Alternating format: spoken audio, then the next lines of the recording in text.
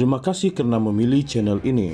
Sebelum kita mulakan video ini, sila pertimbangkan untuk menekan butang like, share, dan subscribe, dan aktifkan butang lonceng Anda agar Anda sentiasa mendapat info-info percuma pada setiap hari dari channel kami. Dan tinggalkan komen Anda karena komen Anda amatlah dihargai. Terima kasih. Mahkamah Tinggi di sini hari ini diberitahu Datuk Seri Najib Razak mempunyai kuasa mutlak untuk membuat semua keputusan membabitkan arahan, perniagaan, pentadbiran dan operasi Syarikat Pelaburan Strategik Negara SRC International Sendirian Berhad.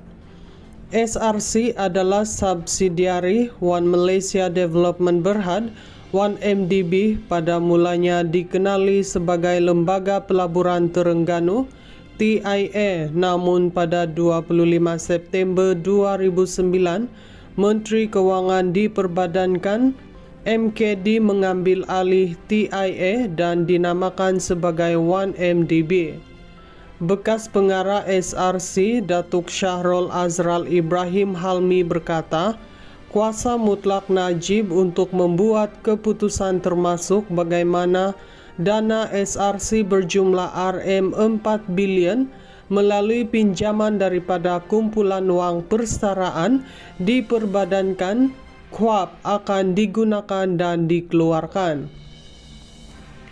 Syahrul Azral yang juga bekas Ketua Pegawai Eksekutif CEO One MDB berkata, sebaliknya beliau tiada kuasa untuk menentukan arahan dan mengawal SRC atau membuat sebarang keputusan untuk syarikat terbabit.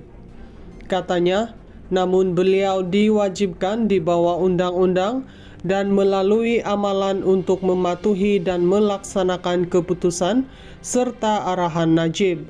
Syahrul Azral juga menafikan sebagai pengarah ketika itu, beliau yang membuat keputusan untuk memohon pinjaman RM4 bilion daripada KUAP dan bagaimana ia dikeluarkan kemudian.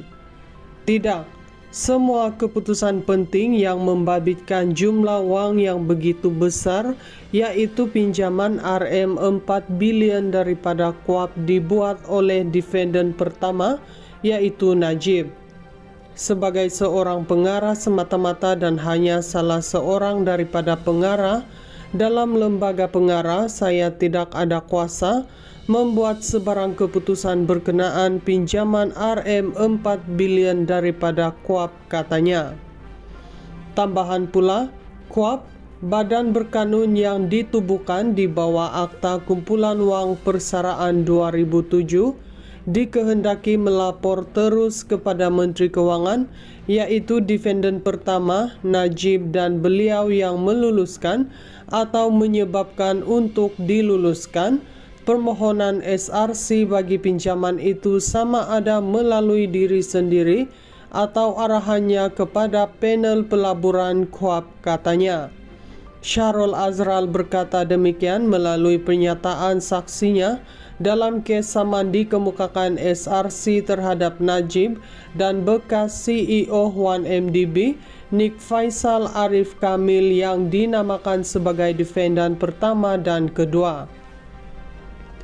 Sementara itu, Syahrul Azral pula dinamakan sebagai pihak ketiga responden bersama-sama bekas pengarah lain, yaitu Datuk Suboh Muhammad Yassin, Datuk Mohamed Azhar Osman Khairuddin, Tan Sri Ismi Ismail, dan Datuk C. Abdullah alias Rashidi C. Omar.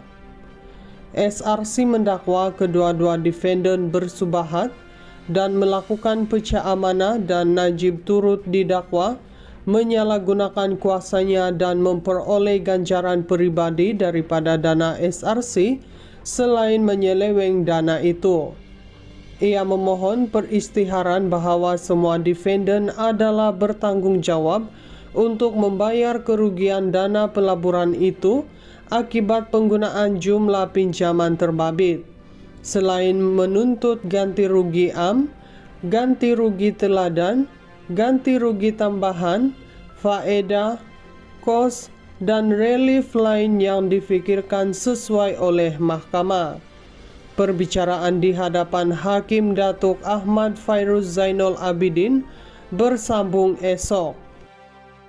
Mahkamah Tinggi di sini hari ini diberitahu Datuk Seri Najib Razak mempunyai kuasa mutlak untuk membuat semua keputusan membabitkan arahan, perniagaan, pentadbiran dan operasi Syarikat Pelaburan Strategik Negara SRC International Sendirian Berhad.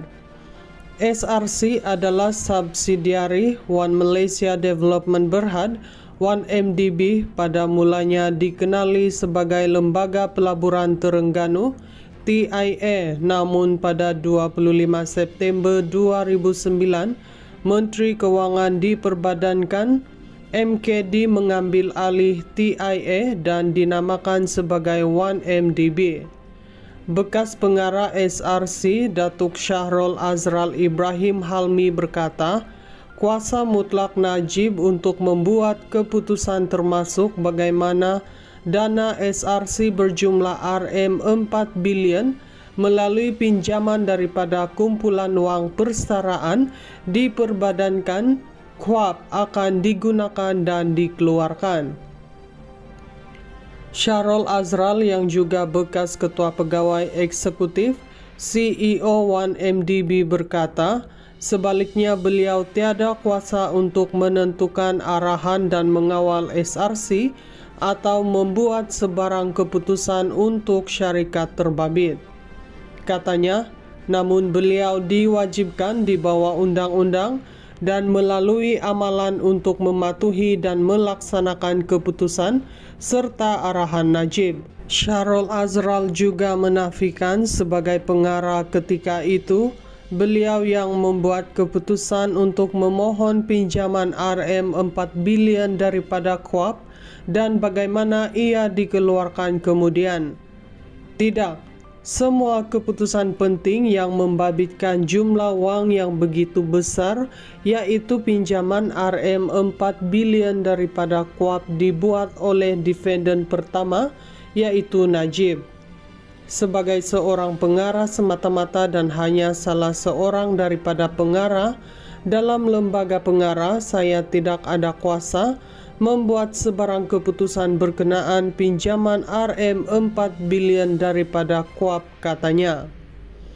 Tambahan pula, KUAP, badan berkanun yang ditubuhkan di bawah Akta Kumpulan Wang Persaraan 2007, dikehendaki melapor terus kepada Menteri Kewangan, yaitu defendant pertama, Najib, dan beliau yang meluluskan atau menyebabkan untuk diluluskan permohonan SRC bagi pinjaman itu, sama ada melalui diri sendiri atau arahannya kepada panel pelaburan KUAP, katanya.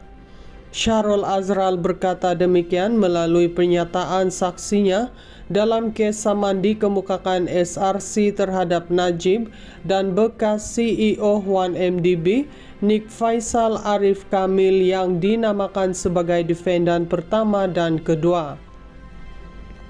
Sementara itu, Syahrul Azral pula dinamakan sebagai pihak ketiga responden bersama-sama bekas pengarah lain, yaitu Datuk Suboh Muhammad Yassin, Datuk Mohamed Azhar Osman Khairuddin, Tan Sri Ismi Ismail, dan Datuk C. Abdullah alias Rashidi C. Omar.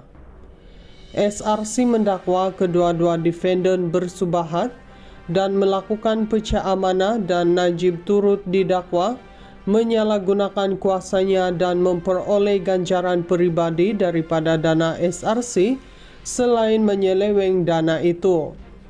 Ia memohon peristiharan bahawa semua defendant adalah bertanggungjawab untuk membayar kerugian dana pelaburan itu akibat penggunaan jumlah pinjaman terbabit.